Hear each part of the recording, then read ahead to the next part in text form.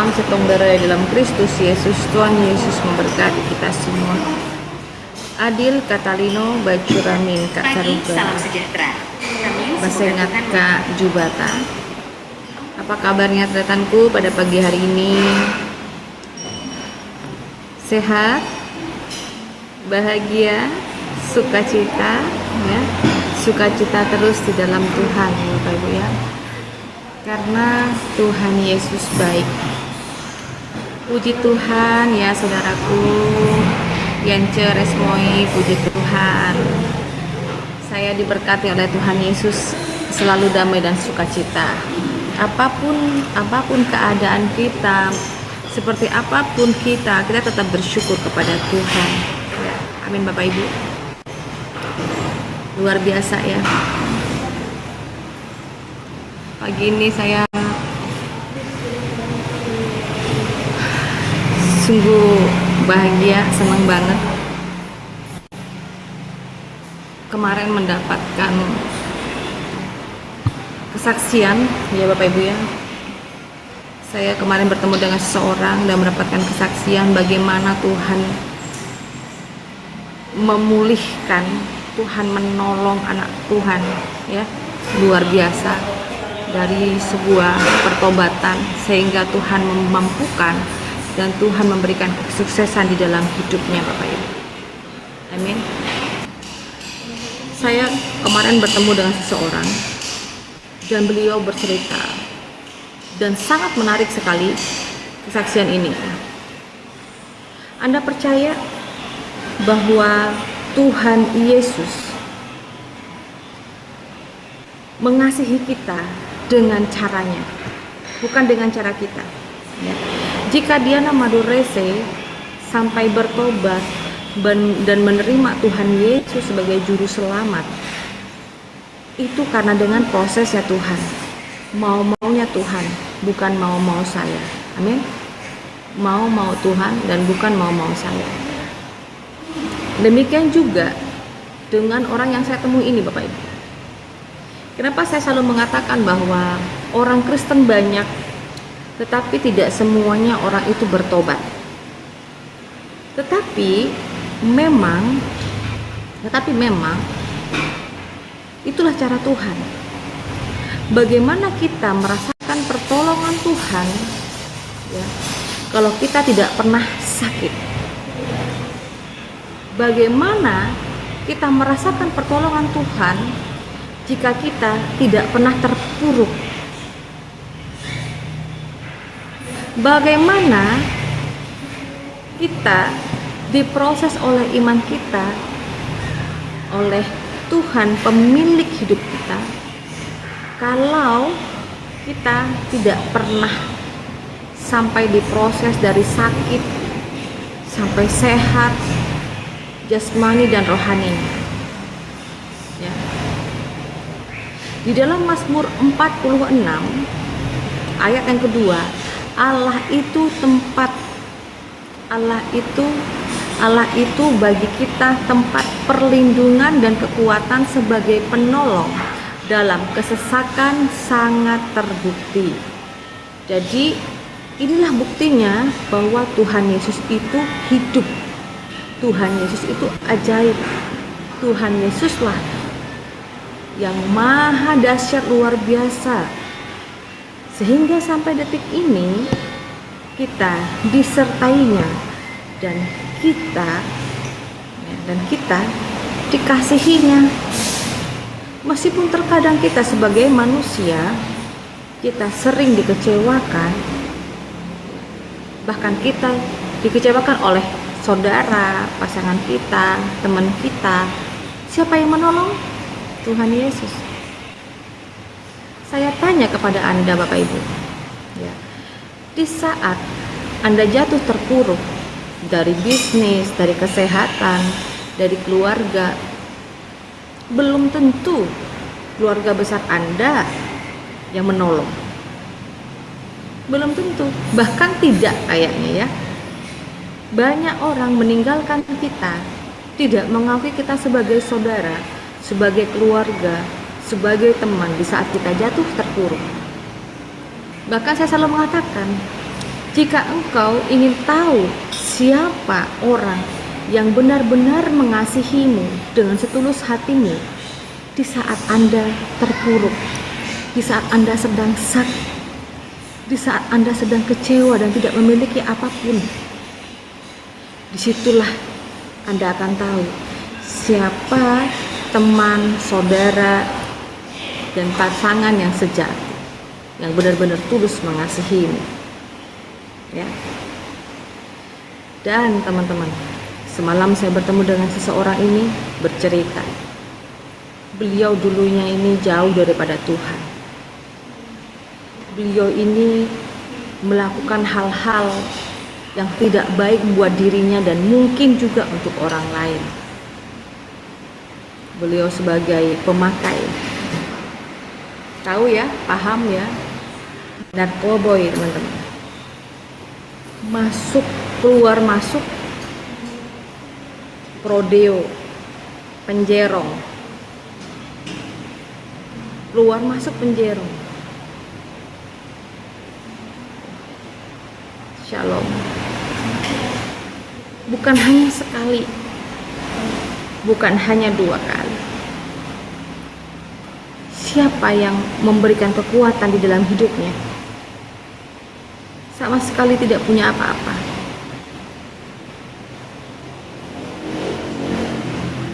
Kenapa terkadang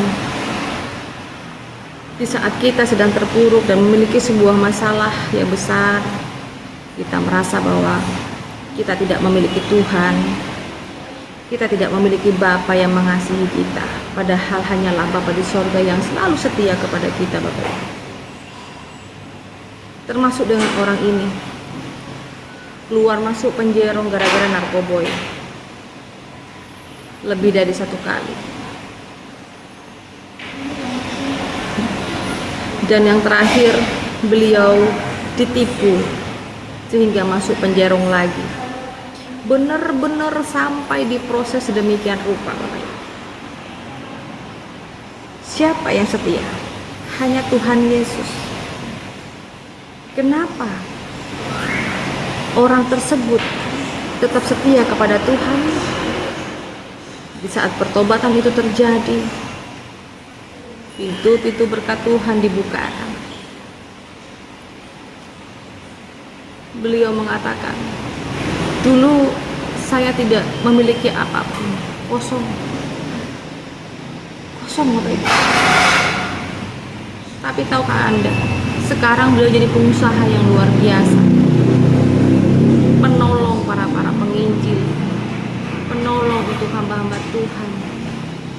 Karena di saat pertobatan terjadi, berkat Tuhan melimpah di dalam hidupnya. Amin. Mari Bapak Ibu, kalau Anda tidak pernah merasakan sakit, Anda tidak akan merasakan siapa yang menolong menyembuhkan Anda. Jika Anda tidak pernah merasa sampai terpuruk dalam usahamu, Anda tidak akan pernah tahu siapa penyemangatmu, penolongmu. Itu memang harus terjadi, teman-teman. Amin. Jangan pernah meninggalkan Tuhan di dalam keadaan Anda sedang sakit, terpuruk, seperti kita tidak memiliki siapapun, kita tidak memiliki teman dan lain sebagainya. Manusia tempatnya kecewa. Jangan pernah menggantungkan hidupmu kepada manusia. Amen. Tetapi andalkanlah Tuhan di dalam setiap keadaanmu. Sebab rancanganku bukanlah rancanganmu, dan jalanmu bukanlah jalanku. Demikian firman Tuhan di Yesaya pasal yang ke-55 ayat ke-8, teman-teman. Kita semua ini ya, dirancangkan oleh Tuhan sedemikian rupa sehingga kita dibentuk dengan prosesnya Tuhan yang luar biasa. Amin. Sama dengan seperti saya dulu penghujat, saya pembenci, karena saya mulai dari kecil umur 5 tahun 4-5 tahun sama keluarga saya dimasukkan ke salah satu pengajar sesuai dengan keyakinan saya dulu.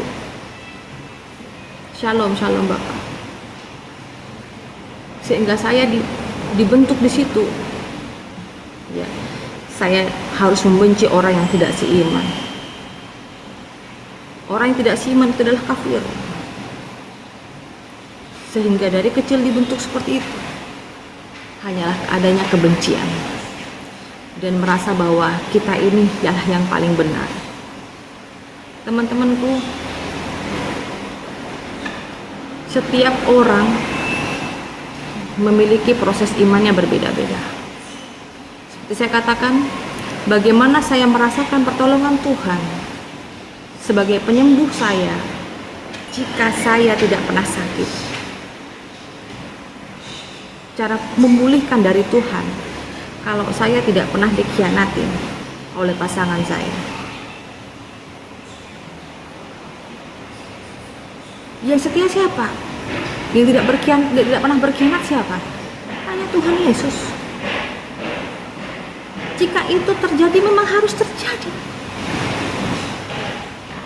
Jangan mengatakan saat ini mungkin Anda memiliki pergumulan, di saat ini mungkin Anda sedang sakit badan, sakit hatinya, sakit pikirannya, sakit imannya. Anda itu hanya boleh datang kepada Tuhan. Bukan Anda di sini datang curhat, yang perempuan curhat dengan laki-laki, yang laki-laki curhat dengan perempuan. Tapi seharusnya kita datang kepada Tuhan, curhat dengan Tuhan. Bu, saya butuh teman ngomong. Teman bagaimana saya berkeluh kesah. Datang ke hamba Tuhannya. Amen. Datang ke hamba Tuhannya. Tapi ingat Bapak Ibu, yang wanita tidak boleh curhat konseling dengan pendetanya yang laki-laki, hanya berdua saja, karena yang ketiganya adalah setan. Paham Bapak Ibu? Anda boleh konseling dengan pendeta hamba Tuhan Anda, tapi tidak boleh berdua atau empat mata, karena di sebelah, di tengah-tengah Anda itu adalah setan. Setan tugasnya ingin menghancurkan dan menjatuhkan anak Tuhan. Ya. Iblis ini teman-teman mau menghancurkan anak-anak Tuhan dengan caranya si iblis. Tapi kita kalau mengandalkan Tuhan, kita harus berhikmat dan minta apa? Didikan daripada Tuhan. Didikan daripada Tuhan tidak memperbolehkan kita berlainan jenis, ngobrol, ya, curhat-curhatan, tidak. Kalau Anda bagaimana, Bu? Kalau saya sebagai ibu-ibu yang saya berjebaan dengan pendeta ini, gereja ini, saya butuh konseling, saya pengen ngomong, Bu. Bagaimana caranya? Datang ke hamba Tuhannya, tapi ajak pula istrinya. Istri pendetanya itu diajak. Ya, jangan berdua dengan pendetanya yang laki-laki itu, tidak baik. Kalau dikatakan tidak boleh, ngapain saya larang-larang Anda, kan begitu? Siapakah saya ini melarang-larang Anda? Saya cuma hanya memberikan masukan dan motivasi kepada Anda. Anda sudah ada masalah, jangan membuat masalah yang baru. Iya betul Ibu Esther, konseling ajak orang ketiga. Siapa? Istrinya. Ya, pelayanan yang baik sebagai hamba Tuhan, apabila melayani orang yang sedang berumah tangga ada masalah, bukan si ibu dengan bapak pendeta, tidak ada itu. Ya. Tetapi kalau bisa Anda ajak suami Anda, suami istri yang bermasalah datang ke pendetanya.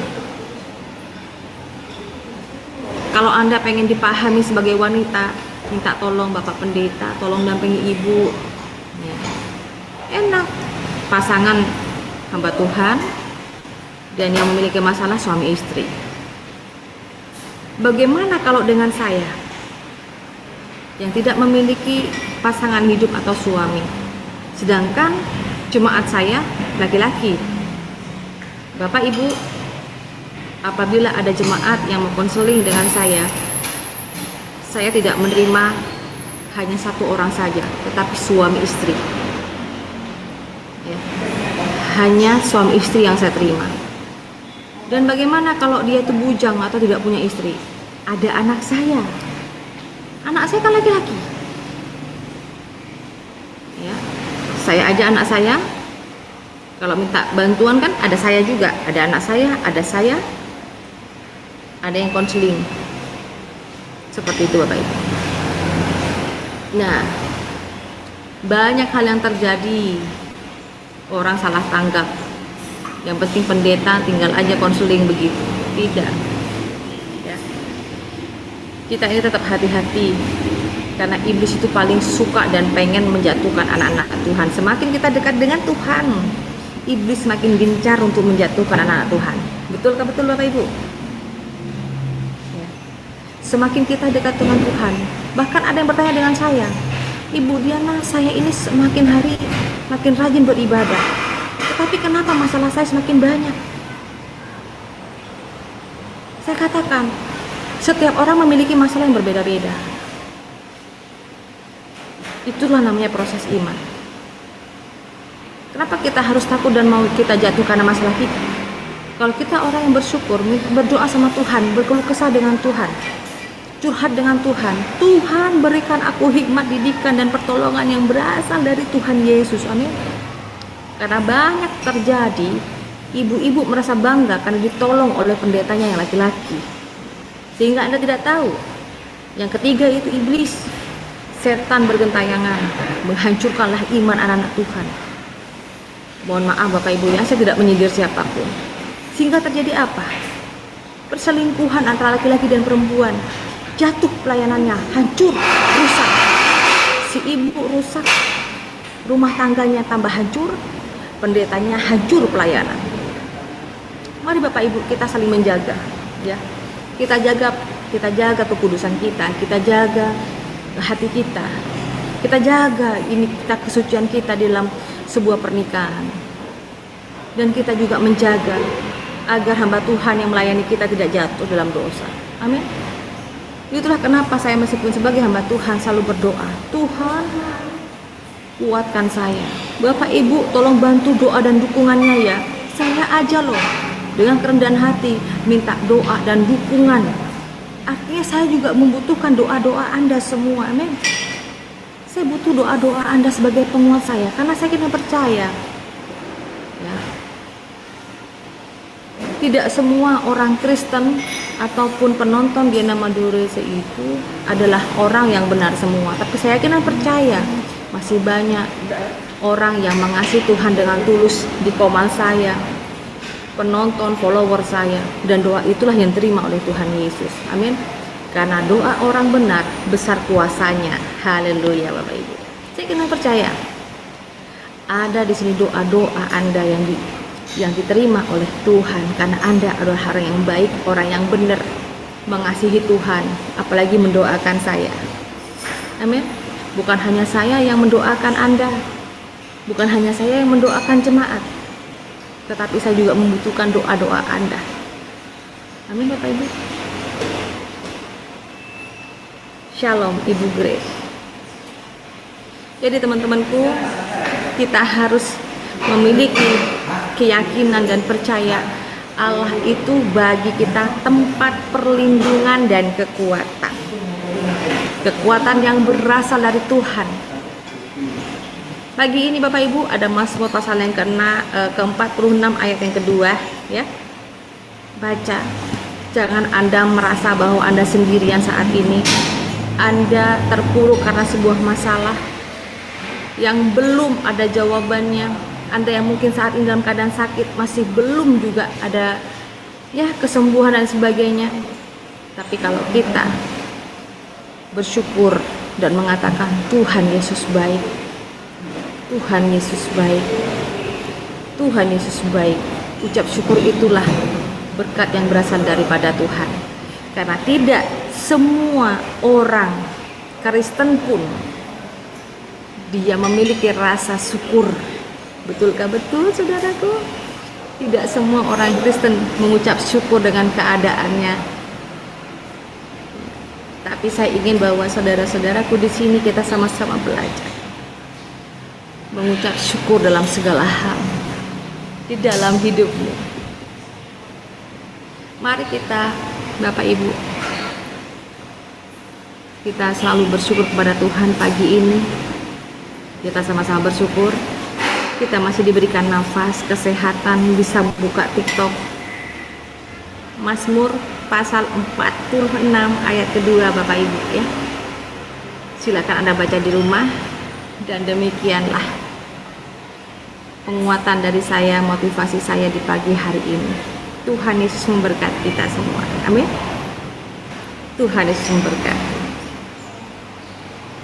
Shalom Bapak Ibu ya, selamat beraktivitas. Tuhan Yesus memberkati kita semua.